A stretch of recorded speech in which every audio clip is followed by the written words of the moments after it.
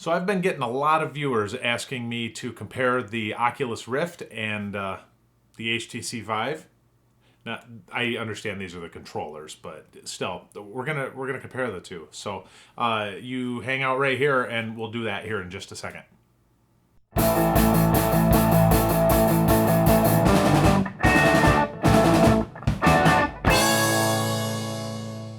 So hello everybody and welcome to the Thaco Gamers. My name is Matt and today we're going to compare the Oculus Rift and the HTC Vive. I have had both now for a considerable amount of time and I've put a lot of hours into both of those. I am definitely not 100% one way or the other. Both have advantages, both have disadvantages, and it definitely would have to do with what you specifically want to get out of a VR experience. I am not touching the PlayStation VR here. This is for PC Master Race only. I do have a PS4. I do not have PlayStation VR. Sorry, guys. So you'll have to go somewhere else for that. But stay here and like this video first before you do that. Anyways, let's go. Let's get to it. So the first thing I'm going to talk about are the sensors, and you can actually see the one for the Oculus right behind me here. I actually mounted mine to the wall. The sensors for the HTC Vive, it comes with two of them. You mount them in corners in your room, and their ability to pick up the room scale is definitely better than Oculus. Even with a 3-sensor setup with the Oculus, you're going to get better room scale with the HTC Vive. Also, they are only wall mounted, so if you don't have a lot of space, you're probably not looking at the HTC Vive anyway. You're more likely want to go for the Rift, but the Rift is nice. You can use it with one sensor if you're sitting down. Even some of the room scale stuff, if you're not flipping around, you've got a good degree, a good area in front of you where you can use the Oculus even with one sensor. I actually play Elite Dangerous a lot of times with just one of my sensors plugged in because my throttle and flight stick take up some USB ports. So, and I haven't had any issues with that. Another thing I wanted to say is the HTC Vive is only, I mean, you mount them to the wall, or, I mean, you have to get a light stand or something to screw those into. If you want to take your VR around to family, friends, events, whatever, you're probably going to want to go with the Oculus because it's more portable. Mine are mounted to the wall because I don't want to be portable with it. But man, if you just have the desktop ones and you want to go somewhere, I've had people asking me to bring the Vive over to their place and just to unmount those from the wall. Just to get them over there is kind of a pain. So if you want mobility, portability, want to take it around, show your friends, family, coworkers, whatever else, you're probably going to want to go with the Oculus if that's your main concern. The next thing I want to talk about are the controllers. I hold in my hand here the HTC Vive controller. You can see some marks on here where maybe I can't get that to focus in, but where I have actually punched a wall with this thing. These things have come in contact with people's faces. My friend Jason thought he was slashing a zombie and hit me in the face when I was sitting on the couch with this. So a little bit of real blood and guts come out with this, but that's okay. Just be aware of your surroundings when you're using your VR.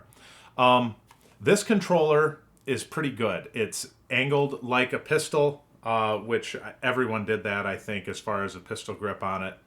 The buttons, there's a menu button above and below the trackpad here. It's not the best placement for that. This trackpad is very responsive and works very well. And as far as your grips are in really good positions here and your trigger is good. So overall, it's a pretty decent controller. I did have the HTC Vive first before I got the Oculus, and I was pleased. I had no problems with the controller on this. I thought it was very good and worked well. Some of the, like I said, the menu buttons up and below this are kind of awkward, but it works, and it's a decent controller. But now I want to talk about the controller, the touch controllers here for the Oculus Rift. Not only does this have a menu button that makes sense, it's more accessible here. It has an X and a Y button, so a couple of buttons you can use in-game. And it has a thumbstick. Dual thumbsticks, by the way. On each controller, you got a thumbstick. The touchpad on the Vive doesn't work for VR like a thumbstick does. Every game that I've played with the Vive, this felt clunky. When you're using this for locomotion, you have to hit right dead center. And then when you use this to move or whatever you may use it for in the game, but it's not as quick and intuitive. The Oculus controllers, your thumbstick is always returned to center, and you just grab it and move in whatever direction you want to go. For locomotion, this is 100% better than this pad. This pad works fine. I have no issues with its ability to work, but as far as being intuitive and working with the VR games, this stick is the way to go. But not only that, and if you watched my review of the Oculus Rift, you know that I love these controllers. These things are amazing. And by far, it's not even close. I prefer the Oculus controllers. And I don't know anybody that's used both that doesn't agree with me on this. Maybe if you do, if you have issues with it or disagree, let me know in the comments what you like about this controller better, because I don't like it better. And everyone I know that's used them prefers the Oculus controller. This is designed well. It's very ergonomical. It's just, everything about it is just great. And I'm certain that that's why Steam is coming out with the Knuckles controllers, or HTC or whoever's making that. I'm certain that's why they're doing it, because they're basically making one of these. And if it don't have a thumbstick, I'm telling you right now, it's a huge thing for you. Especially if you hate teleportation, locomotion in the games, and you want to be able to walk around, the thumbstick's the way to go. Now, the next thing I want to talk about are the headsets. So, the Oculus headset, and once again, if you saw my review of the Oculus, I've talked about a lot of these things already, so I won't take a lot of time on them, but it has the headphones built right in. I really do like that. They sound good. I have no problems with it. You can easily swipe them out of the way if you want to talk to somebody, and that's pretty cool. The picture inside is pretty good. I don't really have any complaints with it. People have said, and I said in the review, sometimes a little bit of light comes down here, but this is adjustable vertically. I don't know if you can see this right now, but when I have a little bit of light down at the nose piece, this bends. You can angle this up. I don't know if this is showing up on camera or not, but anyone who has this down here, you can just angle these down a little bit to block that off. And this is spring-loaded as well, so to put it on and off, you just put this on the back of your head, pull it down, and then just snaps into place. Once you get this set up for you, this is great. It really is. You adjust the eye distance, the pupil distance here with this little lever here. It's mechanical, kind of clunky and stupid. It's not as nice as what the Vive has, but I'll show you the Vive in a second.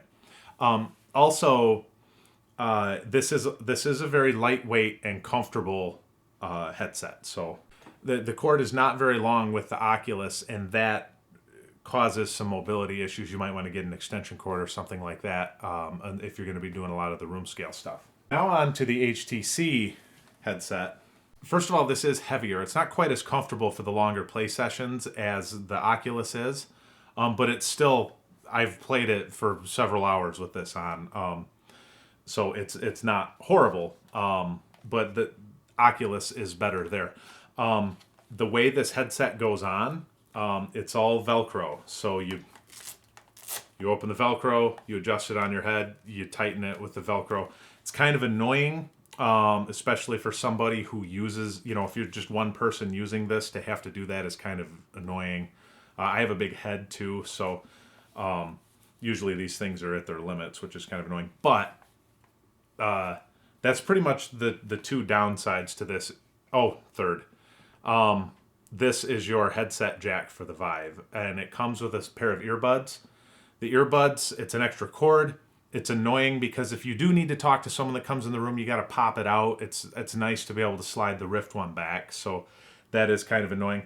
But overall, I actually prefer HTC's headset. Let me tell you why. The picture, you're not going to be able to see it here, but the picture in here is, to me, it seems clearer. You definitely have a bigger field of view, so that helps with immersion. The cord is longer, so you have a little bit more range to be able to move without yanking a cord out of your computer. And a couple of things that will be a game changer for some people. First of all, for adjusting the pupil distance, there was that mechanical lever on there. This has just a nice dial. You can turn it and they adjust very, very, you can fine tune them very well. And the biggest thing about this, if you wear glasses, there's these two little things that pop out on the end. I'm going to try to zoom this in here. And I turn these and see if you can see these notches here? You can push this further away from your face. So for people that have glasses, you could have binoculars on your face almost and be able to put these underneath here. This puts it a lot further away from your face. It does narrow down your field of view a little bit by moving it away, but not so much to where, like I've put this on after my daughter has worn her glasses in here afterwards, and I was playing for quite a while before I even noticed that I could crank this in.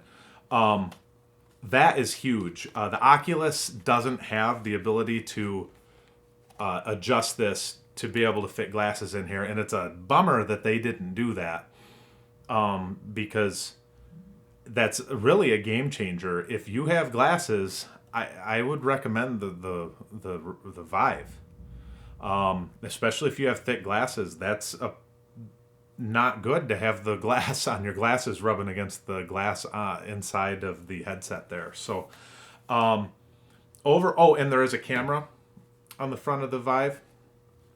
And it does have, I've actually got a paranormal activity video where we're playing with the Vive, and we had a point of view shot that we used because that was the day we discovered the camera on the front there. So it's kind of neat. Like I said, better picture, not as comfortable, way better if you have glasses or anything like that, and you can fine tune the vision better.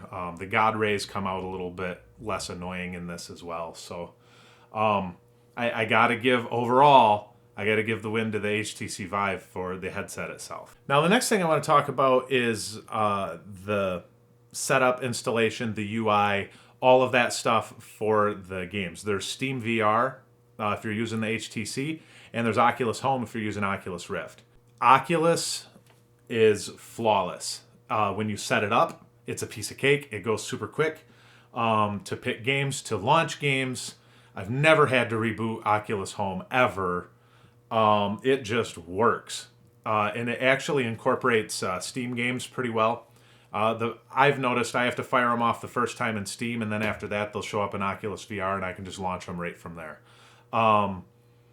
Oculus wins in that category. My Steam VR, many times it crashes. I have to reboot my headset. I have to reboot my computer. I'm actually really surprised, and maybe it's me, but I've actually reinstalled the operating system on my Vive computer and reinstalled Steam and everything, and I have the same problems. All the firmware's updated and everything, and I can always get it to work. It never doesn't work, but it crashes definitely more often than the Oculus, because the Oculus never crashes. Like I said, setup is way easier with the Oculus. It's just so that wins hands down with the UI. Now, I kind of touched on games here a little bit. Oculus will play the Vive games. It has no problems playing them. In Steam VR, they'll tell you in Steam if a game is compatible with the Oculus controllers or not. But even if it's not compatible with the controllers, it's kind of playable. Almost every VR game on Steam you can play comfortably with the Oculus. Pretty much everything except Fallout 4. Damn you, Bethesda. Damn you. Fallout 4 is kind of a royal nightmare if you want to use that, because it was not set up. It wants you to use the trackpads. Bethesda's got a problem with Oculus. Look it up if you have any questions, or you want to know what that's all about.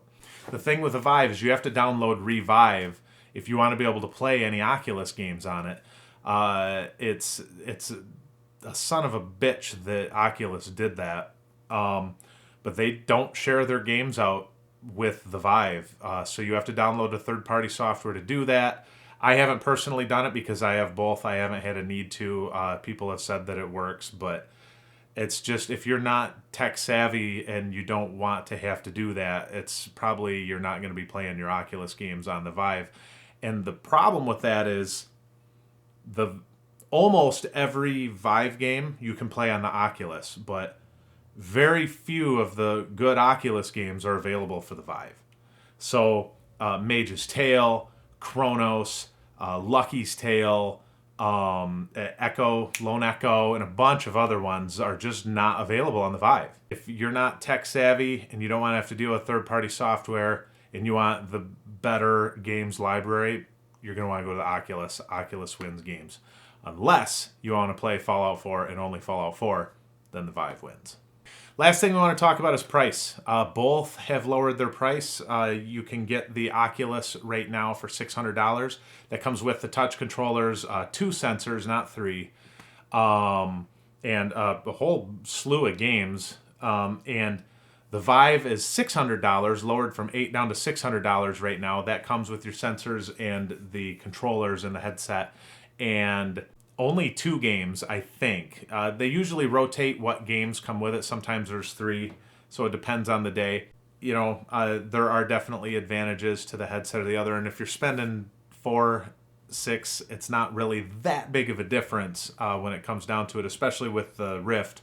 If you want full room scale, you're going to have to buy another sensor in order to be able to get full room scale with the Rift. Overall, though, it's still $400 versus $600 to get into VR, so Oculus would have to win that as well. So overall, what's my preference?